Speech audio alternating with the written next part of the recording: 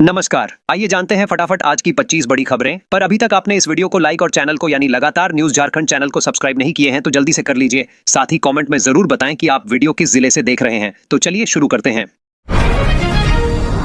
दीपावली और छठ पर महिलाओं के लिए खुशखबरी, मैया सम्मान योजना की राशि जारी। दीपावली और छठ के मौके पर झारखंड सरकार ने महिलाओं को बड़ा तोहफा दिया है। मुख्यमंत्री मैया सम्मान योजना के तहत रांची समेत राज्य के अन्य जिलों में महिलाओं के खातों में अक्टूबर माह की किस्त जारी की गई। रांची जिले की 3,48,406 महिलाओं को 2,500 रुपये प्रति लाभुक की दर से कुल 97 करोड़ 10 लाख रुपए की राशि डीबीटी माध्यम से भेजी गई। उपायुक्त मंजुनाथ भजंत्री ने बताया कि यह योजना महिलाओं को आर्थिक रूप से सशक्त और आत्मनिर्भर बनाने की दिशा में एक बड़ा कदम है। त्योहारों के इस अवसर पर यह सहायता राशि उनके चेहरों पर मुस्कान और घरों में खुशहाली लेकर आएगी। भुगतान पूरी तरह डिजिटल माध्यम से किया गया है ताकि प्रक्रिया पारदर्शी और त्रुटि रहित रहे।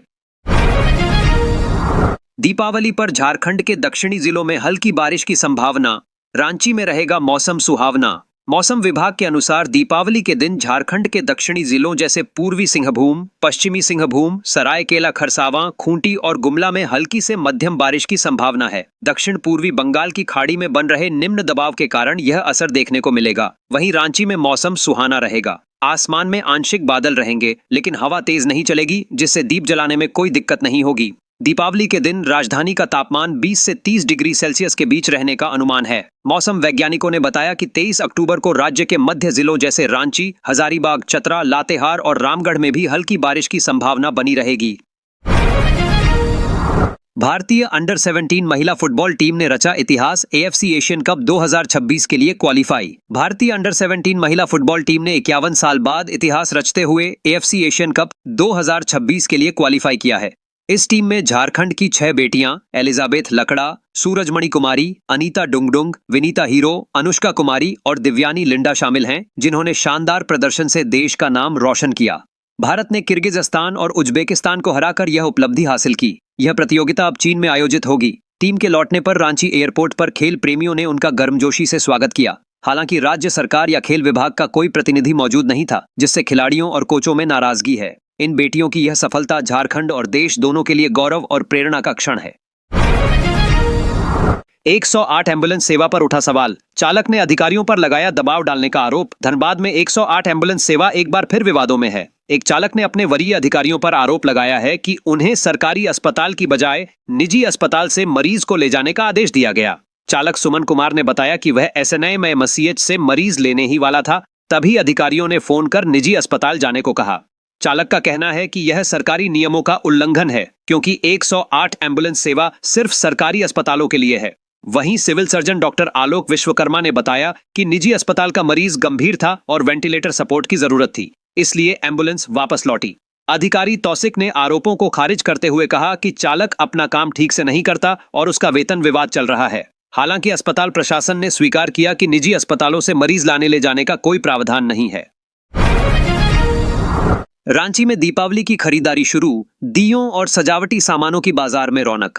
रांची के लालपुर, मेन रोड, कांटाटोली, हरमू और हटिया चौक में दीपावली की खरीदारी जोर शोर से चल रही है। दुकानों में मिट्टी के पारंपरिक और रंगीन दिए, घरौंदा, तेल, सजावटी लाइटें, थाल, मूर्तियां और मोमबत्तियों की बिक्री बढ़ी है। इस बार दियों की कीमतें 20 से 25% बढ़ी हैं, क्योंकि मिट्टी और तेल महंगे हुए हैं। विक्रेता रामेश्वर महतो ने बताया कि बारिश और कच्ची मिट्टी की कमी से उत्पादन महंगा हुआ, फिर भी बिक्री अच्छी है। ग्राहक महंगाई के बावजूद पारंपरिक दिए खरीद रहे हैं। ग्रामीण कुम्हार और महिला स्वयं सहायता समूह भी अपने हस्त निर्मित दिए और सजावटी सामान बेचकर आत्मनिर्भर बन रहे हैं। धनतेरस पर रांची और देवघर के बाजारों में रौनक, जीएसटी कटौती से बड़ी खरीदारी। धनतेरस पर रांची, जमशेदपुर और देवघर के बाजारों में सुबह से देर रात तक खरीदारी का उत्साह रहा। बर्तन, सोना चांदी, इलेक्ट्रॉनिक्स, मिट्टी के दिए और घरेलू सजावट के सामान की दुकानों पर ग्राहकों की भीड़ लगी रही। इस बार जीएसटी दरों में कमी के कारण सामान के दाम कम होने से खरीदारी बढ़ी। बर्तन दुकानों में कांसा और पीतल के बर्तन ज्यादा बिके, जबकि इलेक्ट्रॉनिक्स में टीवी और फ्रिज की बिक्री रही। सोने के दाम बढ़े होने के बावजूद लोग अपने बजट के अनुसार आभूषण खरीदते नजर आए। देवघर के बाजार में भी देर शाम तक खरीदार मौजूद रहे। ऑटोमोबाइल, गृह सज्जा और इलेक्ट्रॉनिक्स की दुकानों पर भीड़ रही। व्यापारी वर्ग के अनुसार इस वर्ष धनतेरस पर रांची और देवघर में 500 करोड़ रुपए तक का कारोबार होने का अनुमान है। ग्राहकों ने वोकल फॉर लोकल का असर दिखाते हुए स्वदेशी उत्पादों को प्राथमिकता दी। धनतेरस की रौनक, दीपों की रोशनी और बाजार में खरीदारी खरीदारी ने इस त्योहारी मौके पर न केवल आस्था बल्कि आर्थिक उमंग भी जगाई।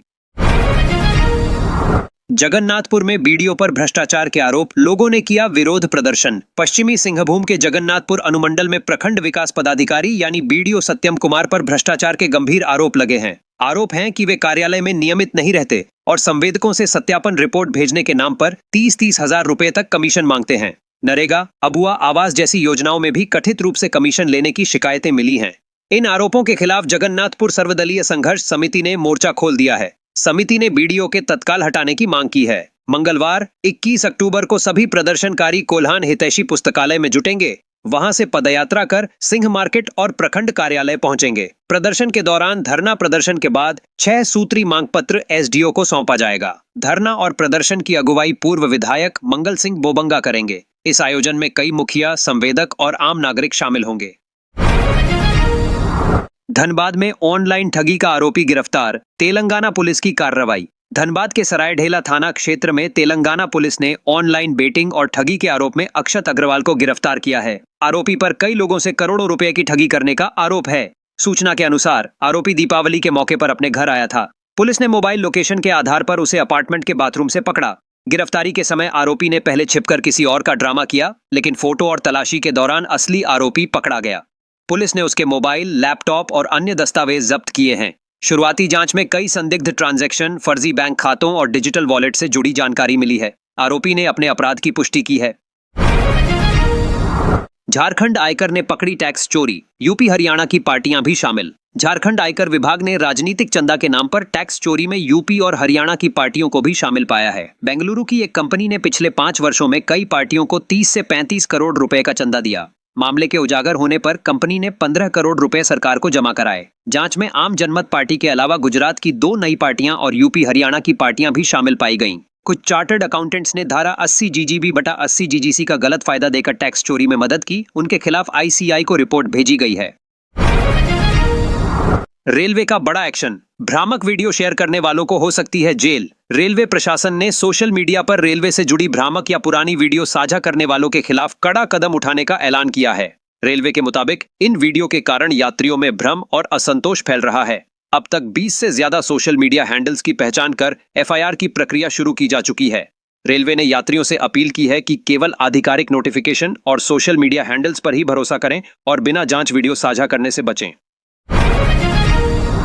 दीपावली सुरक्षा, रांची डीसी ने जारी किए सख्त दिशा निर्देश। रात 10 बजे के बाद पटाखा नहीं जलाने का निर्देश। दीपावली पर्व को देखते हुए रांची जिला प्रशासन ने पटाखा विक्रेताओं और आम नागरिकों के लिए सुरक्षा दिशा निर्देश जारी किए हैं।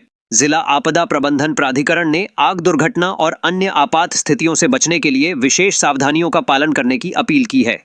प्रशासन ने कहा कि पटाखा विक्रेताओं को केवल निर्धारित स्थानों पर ही बिक्री करनी होगी और इसके लिए अनुमति या अनापत्ति प्रमाण पत्र लेना अनिवार्य है। भीड़भाड़ वाले क्षेत्रों, पेट्रोल पंप और गैस गोदाम के पास पटाखे न बेचें। पंडाल में प्रशिक्षित स्टाफ, अग्निशमन यंत्र, पानी और प्राथमिक चिकित्सा किट का होना जरूरी है। नागरिकों को भी सावधानी बरतने के निर्देश दिए गए हैं। पटाखा रात 10 बजे से सुबह 6 बजे तक न जलाएं।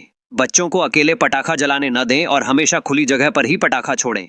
अगर कोई पटाखा फटे बिना रह जाए तो उसे हाथ से न उठाएं बल्कि पानी डालकर निष्क्रिय करें।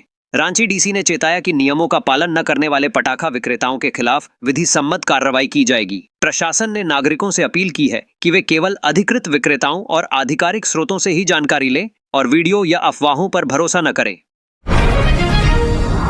झारखंड के युवाओं के लिए दिवाली का तोहफा, 7 मार्च 2026 तक पूरी होगी भर्ती प्रक्रिया। झारखंड लोक सेवा आयोग यानी जेपीएसएससी ने शनिवार को परीक्षा कैलेंडर जारी कर दिया। इसमें 9 विज्ञापनों के लिए पीटी, मेंस, लिखित परीक्षा से लेकर इंटरव्यू और डॉक्यूमेंट वेरिफिकेशन की संभावित तिथि तय की गई है। 9 परीक्षाओं के 605 पदों के लिए यह प्रक्रिया 27 नवंबर से शुरू होगी और 7 मार्च 2026 तक पूरी कर ली जाएगी। प्रतियोगी परीक्षाओं की बदली तिथि में अभियोजन निदेशालय के उपनिदेशक के एक पद के लिए 27 नवंबर को डॉक्यूमेंट वेरिफिकेशन होगा, जबकि 28 नवंबर को इंटरव्यू होगा। वहीं गव्य विकास विभाग के निदेशक के एक पद के लिए 4 दिसंबर को प्रमाण पत्रों की जांच और 5 दिसंबर को इंटरव्यू होगा। इससे पहले ये परीक्षाएं पूर्व में निर्धारित थीं। सहायक लोक अभियोजक यानी एपीपी की प्रारंभिक परीक्षा 4-5 और सहायक लोक अभियोजक सीधी नियुक्ति की पीटी 10-11 अक्टूबर को होनी थी। अब इसकी संभावित तिथि 13 और 20 दिसंबर को तय की गई है। इसके अलावा क्षेत्र वन पदाधिकारी की मुख्य परीक्षा जो 31 अक्टूबर से 2 नवंबर और सहायक वन संरक्षक की मुख्य परीक्षा 7 से 10 नवंबर तक निर्धारित थी, अब ये परीक्षाएं 22-24 जनवरी 2026 और 6 से 9 फरवरी 2026 तक आयोजित की जाएंगी।